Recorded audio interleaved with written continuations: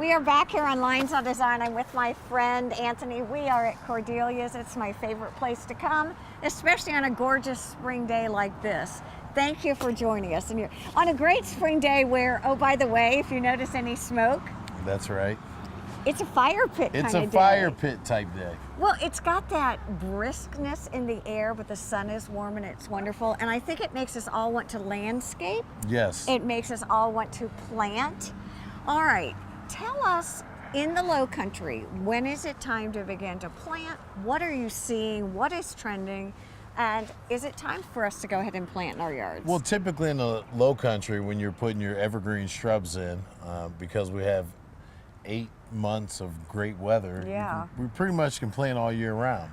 As far as the perennials, I like to wait. My first rule of thumb is to wait until Easter. Okay. That way you know the frost is gone. Okay. Giving your plants the opportunity to strive for the excellence. Yeah, and to thrive and not get that last little bit of frost to nip it a little bit. We had the other day. That's exactly. correct. That's okay. correct. So repeat again. I can go ahead and put shrubs and things in? You can shrubs, trees, evergreen materials. But me personally, I kind of stay away from putting in a lot of perennials. That's called patience, is what he has. He has patience. Patience. It scares me, that patience kind of thing. All right, we got hit by Irma, and I think a lot of people had the hurricanes this year. And a lot of people's yards are really damaged. Talk to me about how I begin to formulate a plan.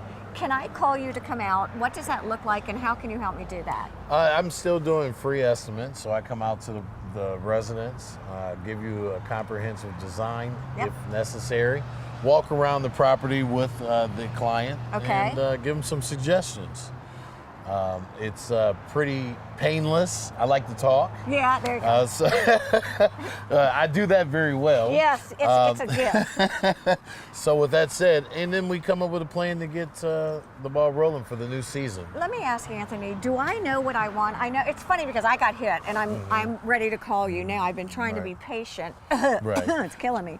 But what I'm really trying to figure out is I don't know that I know enough to even know what to ask you. How do you work with a client like that? Well, it's kind of similar to what you're stating about the season and how difficult it was this year with the snow.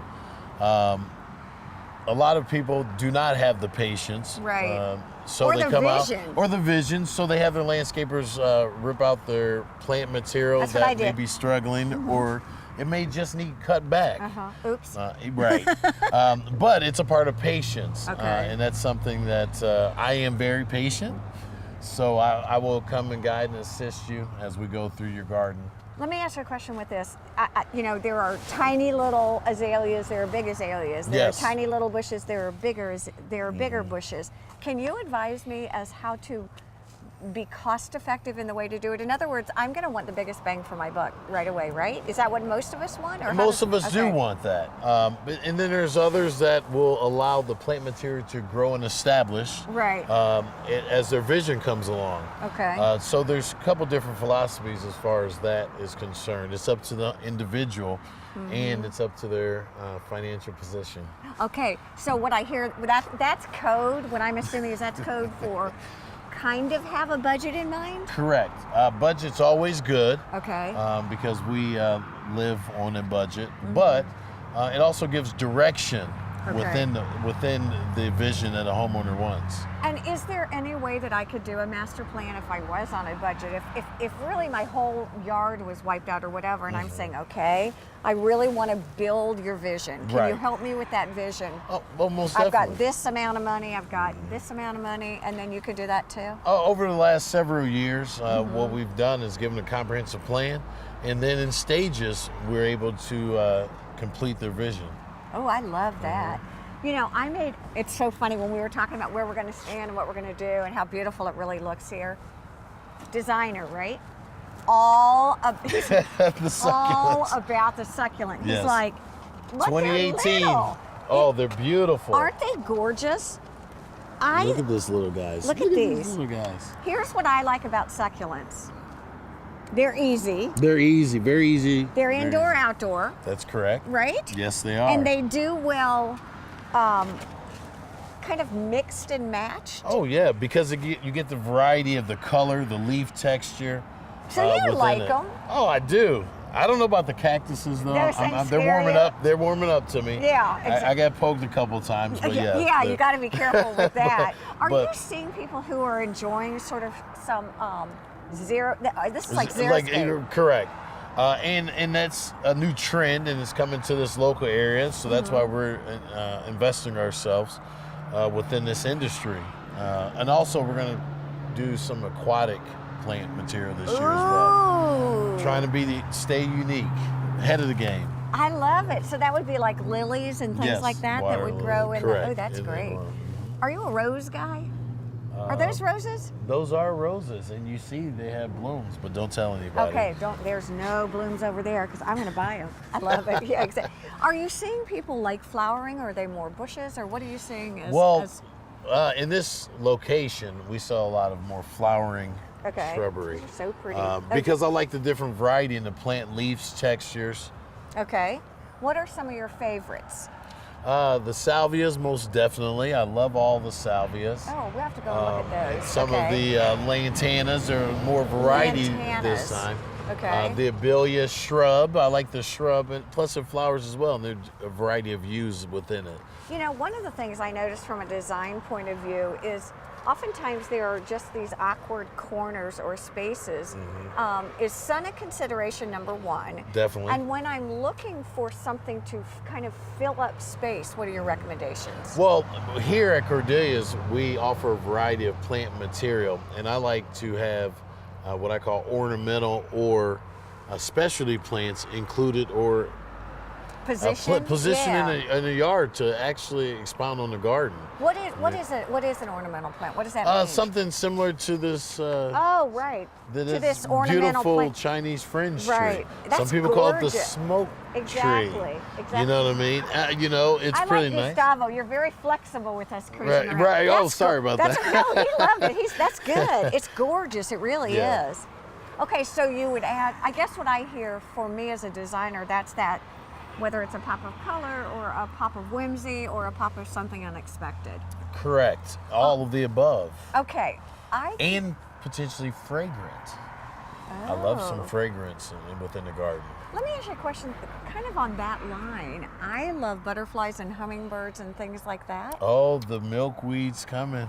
Really? Are there plants that are like butterfly friendly? Oh, most definitely. Butterfly friendly, bird friendly, deer friendly.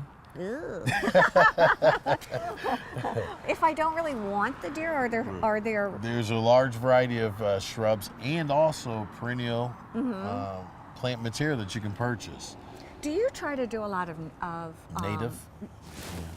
I read your mind. That's scary. I know. But it's okay. You can tell we've done this, right? This is not our first native plant material, yes, and because a lot of people and homeowners in the low country, they try to strive for that, especially the transient individuals coming to the low country.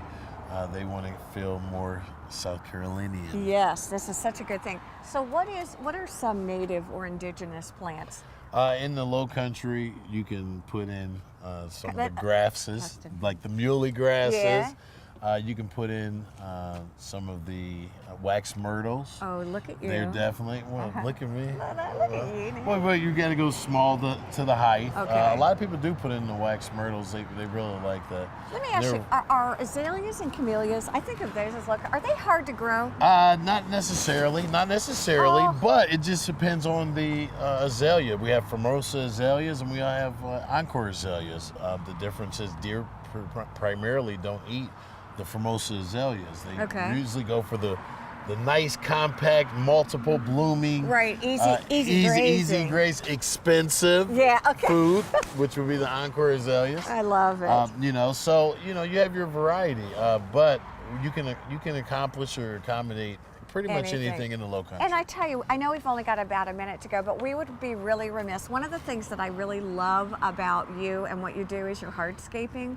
Fire pits, accessory items, but this hardscaping is something that you've really gotten into and really enjoy. Yes. And when you come to visit, if you haven't come to see, it's really fun to kind of walk around and look at all the creative things you've done. You enjoy that? Yes, we do, you know, because it allows you to be creative, as you stated, and given a show place. Yeah. Because we all have a little touch within us. Oh, you're wonderful. I have to bring it out, though. That's it. I love it. Thank you, Anthony. Thank you all for joining us this week here on Lynes on Design. Have a great one.